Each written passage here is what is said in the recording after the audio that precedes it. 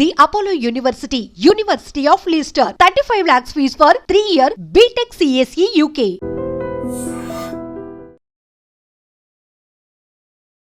అనకాపల్లి జిల్లా సబ్బవరం మండలం బాట జంగాలపాలెం శివారు బంజిరి జంక్షన్కి సంబంధించిన ఫ్లైఓవర్ కింద సర్వీస్ రోడ్డు దగ్గర నిన్న ఉదయం లైన్మ్యాన్కి ఒక దారుణమైన దృశ్యం కనిపించింది. ఒక యువతికి సంబంధించినటువంటి మృతదేహం పూర్తిగా కాలిపోయినటువంటి దృశ్యాలు చూసి ఆయన వణికిపోయి వెంటనే స్థానికంగా ఉన్నటువంటి సర్పంచ్కి ఇన్ఫర్మేషన్ ఇస్తే సబ్బవరం పోలీసులు అక్కడికి చేరుకున్నారు.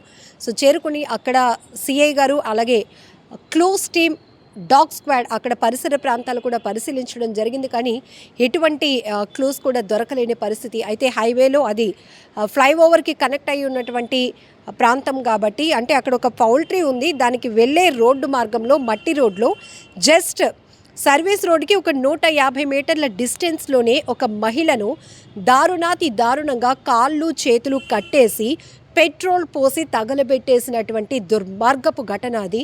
సో ఈ కేసుకు సంబంధించి ఇప్పటికీ 1 డే అవుతోంది. కానీ మృతి చెందినటువంటి అంత దారుణంగా హత్యకు గురైనటువంటి మహిళ ఎవరు అనేది మాత్రం ఇప్పటికీ కూడా తెలియలేనటువంటి పరిస్థితి. ఈ కోణంలోనే సబ్బవరం పోలీసులు అయితే ఒక రిక్వెస్ట్ పంపిస్తున్నారు అందరికీ. ఈ మృతి చెందినటువంటి మహిళకు సంబంధించి కొన్ని వివరాలు కూడా చెప్పడం జరిగింది. ఆమె చామనచాయి రంగులో ఉంది, హైట్ వచ్చేసి 5.3.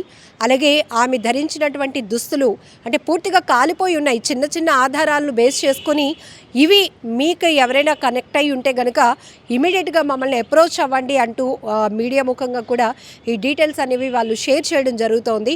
సో ఈ మృతి చెందినటువంటి మహిళ హైట్ అయితే 5.3 ఉంటుంది. సో ఈమె పింకు, గ్రీను, బ్లాక్ ఈ కాంబినేషన్లో ఉన్నటువంటి డిజైన్తో ఉన్నటువంటి నైటీ ధరించినట్టుగా అక్కడ చిన్న నైటీకి సంబంధించిన చిన్న పీసెస్ మాత్రమే కనిపించాయి. ఎందుకంటే నిన్న మేము కూడా అక్కడికి వెళ్ళాం. గుర్తు పట్టడానికి వీలు లేనంత దారుణంగా ఆమె మృతదేహం కనిపించిన తీరు ప్రతి ఒక్కరిని అదిరిపోయేలా చేసింది. గుండెలైతే అదిరిపోతున్నాయి. ఎందుకంటే ఇంత దారుణంగా హత్యలకు తెగబడుతున్నారేంటా అనేది భయం వేస్తోంది. సో అలానే మెడలో బ్లాక్ బీడ్స్, నల్లపూసలు ఉన్నాయి, కాళ్ళకు మెట్టెలు ఉన్నాయి. అలాగే రైట్ హ్యాండ్కి రెడ్ కలర్ బ్యాంగిల్స్ ఒక 2 ఉన్నాయి. అలాగే లెఫ్ట్ హ్యాండ్కి అయితే రిస్ట్ బ్యాండ్ కూడా రెడ్ కలర్తోనే ఉంది. సో ఇవి ప్రైమరీగా దొరికినటువంటి వస్తువులు. సో వీటి ఆధారంగా వీటితో అంటే ఫ్యామిలీ మెంబర్స్కి అయితే తెలుస్తుంది కదా, ఎందుకంటే ఇంట్లో నుంచి ఒక వ్యక్తి కనబడలేనప్పుడు రెగ్యులర్గా వాళ్ళు వేసుకున్నటువంటి డ్రెస్సింగ్ కానీ లేకపోతే మెడలో ఏముంటాయి ఈ ఆధారంగా ఎవరైనా కూడా ఇలాంటి మహిళ అదృశ్యమైనట్టు కానీ లేకపోతే కనిపించకుండా పోయి చాలా రోజులైనా కనిపించకుండా ఆల్రెడీ ఇప్పటికే మిస్సింగ్ కంప్లైంట్ ఇచ్చి ఉన్నా కూడా ఇమీడియట్గా ఈ ఆధారాలు బేస్ చేసుకొని సబ్బవరం పోలీసుల్ని అప్రోచ్ అవ్వాలి అంటూ కూడా పోలీసులు రిక్వెస్ట్ చేస్తున్నారు. సో ఇదంతా కూడా పబ్లిక్కి ఒక విజ్ఞప్తి కూడా చేయడం జరిగింది. ఎందుకంటే గుర్తు పట్టలేనంత దారుణమైన స్థితిలో ఈమె వయసు 25 నుంచి 30 సంవత్సరాల మధ్య వయసు ఉన్నటువంటి ఒక మహిళని ఇంత దారుణంగా కాళ్ళు చేతులు కట్టేసి పెట్రోల్ పోసి తగలబెట్టేసే అంత దుర్మార్గం ఎవరికి వచ్చింది? అసలు ఎందుకు ఇంత క్రూయల్గా ఇంత దారుణంగా ప్రవర్తిస్తున్నారు? ఎందుకంటే అక్కడ ఇది కూడా చుట్టూ తోటలే ఉన్నాయి, అది ఒక పౌల్ట్రీకి వెళ్ళేటటువంటి వే. కానీ సర్వీస్ రోడ్డుకి 150 మీటర్ల దూరంలోనే ఈ ఘటన జరిగింది. లైన్ మ్యాన్ అక్కడ ఉన్నటువంటి ఎలక్ట్రికల్ వర్క్స్ చేస్తూ ఉంటే కాలిన వాసన ఒకవైపు వస్తుంటే ఆయన ఇమ్మీడియట్గా ఇలా సైడ్కి చూసేటప్పటికి పూర్తిగా కాలిపోయినటువంటి పరిస్థితిలో ఉన్నటువంటి ఒక లేడీదని అయితే అతను గుర్తించగలిగారు. ఎందుకంటే బాడీ పైన నైటీకి సంబంధించినటువంటి చిన్న పీసెస్ అవి ఉండటం, హెయిర్ కూడా కాలిపోయి కొన్ని ముక్కలు కూడా అక్కడే పడిపోయి ఉన్నాయి. సో ఇది ఒక్క రకంగా చూస్తే మొన్న రాత్రి 11 గంటల వరకు కూడా ఆ ప్రాంతంలో భారీ వర్షం పడింది. అంటే 11 గంటల తర్వాత రెయిన్ రిలీఫ్ వచ్చింది కాబట్టి ఈ లైన్ మ్యాన్ నెక్స్ట్ డే అంటే నిన్న ఉదయం ఈ మృతదేహాన్ని గుర్తించారు. అంటే నైట్ అర్ధరాత్రి దాటిన సమయంలో ఇది చేసి ఉండాలి, ఎర్లీ అవర్స్లోనైనా చేసి ఉండాలి. ఎందుకంటే నిన్న ఆ ఘటన ప్రాంతానికి డాగ్ స్క్వాడ్స్, క్లూస్ టీమ్స్, పోలీసులు పరిశీలించినప్పుడు చాలా ఎంతంటే దుర్వాసన వస్తుంది బాగా. అక్కడ ఉన్నటువంటి ఆ బాడీని పడేసినటువంటి ప్లేస్లో ఆ మొక్కలు, ఆ గడ్డి అది మొత్తం కూడా కాలిపోయి, అంటే కొన్ని గంటల ముందే ఈ ఘటన వెలుగు చూసిన గంటల్లో వ్యవధిలోనే ఇది జరిగి ఉంటుంది అనే కోణంలో అయితే పోలీసులు ప్రైమరీగా కొంత ఇన్ఫర్మేషన్ తీసుకున్నారు. అయితే ఇక్కడ ఉన్నటువంటి అక్కడ దగ్గరలోనే ఒక ఆర్టీఓ ఆఫీస్ ఉంది. సో డాగ్ స్క్వాడ్ కూడా అక్కడ వరకు వెళ్ళి మళ్ళీ ఈ డెడ్ బాడీ ఉన్న ప్రాంతానికే వస్తుంది, కానీ అది ఇంకెటు డైవర్ట్ అవ్వట్లేదు. సో అక్కడ ఏమైనా సీసీ కెమెరాలు ఉంటే కనుక దాన్ని ట్రేస్ అవుట్ చేసి అసలు వచ్చినటువంటి వాళ్ళు ఇద్దరా ముగ్గురా ఇంకెంతమంది ఉన్నారు, లేకపోతే ఈ మహిళని ఇక్కడే హత్య చేసి ఇలా పెట్రోల్ పోసి తగలబెట్టారా, ఇంకెక్కడో హత్య చేసి ఇక్కడ బాడీని తీసుకొచ్చి పడేయాలి అనుకున్నారా, వాళ్ళు దొరకకుండా ఆధారాలను పూర్తిగా నాశనం చేయాలనే ఉద్దేశంతో పెట్రోల్ పోసి తగలబెట్టేశారా, ఇంకెవరికి దొరకకూడదు, పోలీసులు కూడా చిక్కకూడదు అనే దుర్మార్గపు ఆలోచన చేశారా, ఇవన్నీ కూడా అనేక రకాలుగా అనుమానాలు వ్యక్తమవుతున్నాయి. కానీ చాలా యంగ్ ఏజ్లో అంటే 25 నుంచి 30 వయసు మధ్యలో ఉన్నటువంటి మహిళ అంటే ఎంత దుర్మార్గంగా ప్రవర్తించుంటారు. ఇంకొక రకంగా చెప్పాలంటే అక్కడ సర్పంచ్ గారు కూడా ఐ డ్రీమ్తో మాట్లాడడం జరిగింది.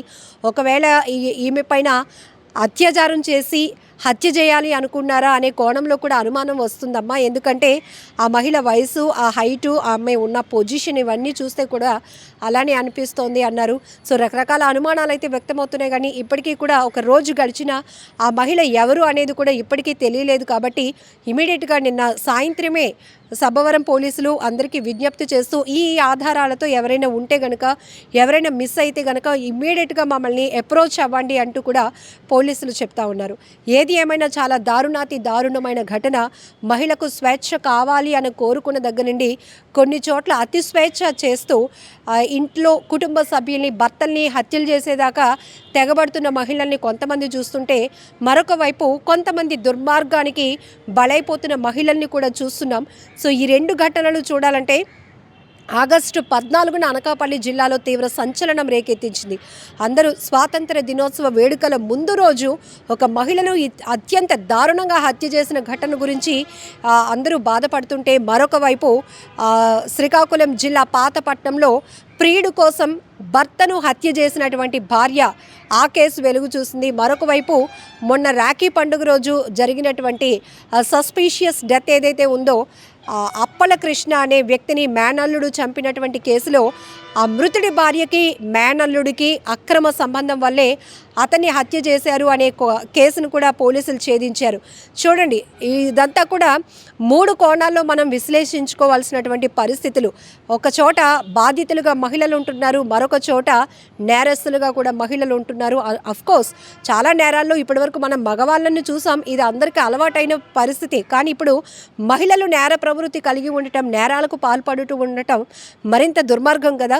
సో ఈ కేసులన్నింటినీ చూసిన తర్వాత అసలు ఎలాంటి మార్పులు చట్టాల్లో రావాలి, ఇలాంటి వాళ్ళని ఎంత దుర్మార్గపు ఆలోచనతో హత్యలకు తెగబడుతున్న వారిని ఎలా కఠినంగా శిక్షించాలి అంటారో మీరే కామెంట్ బాక్స్లో మెన్షన్ చేయండి. And for more videos, Please subscribe to iDream. Please subscribe to iDream. Please subscribe iDream. And please subscribe to iDream. For more videos, subscribe to iDream. please like, share and subscribe to the channel. Congratulations, iDream. Subscribe to iDream. Subscribe to iDream. So subscribe to iDream Media. iDream team andarki huge congratulations. Please subscribe iDream Media. Please subscribe to iDream. Subscribe iDream. Please subscribe to iDream. iDream అంటే నా కళల ఛానల్ను subscribe చేసుకున్న నోరు తిరుగుతలేదు, మీరైతే గంట గుర్తు కొట్టండి. For more such videos, please subscribe to iDream. Subscribe to iDream. Please subscribe to iDream. Please subscribe iDream Media. Please do subscribe to iDream. Please subscribe to iDream Media. For best entertainment and information, please subscribe iDream. And don't forget to subscribe to iDream.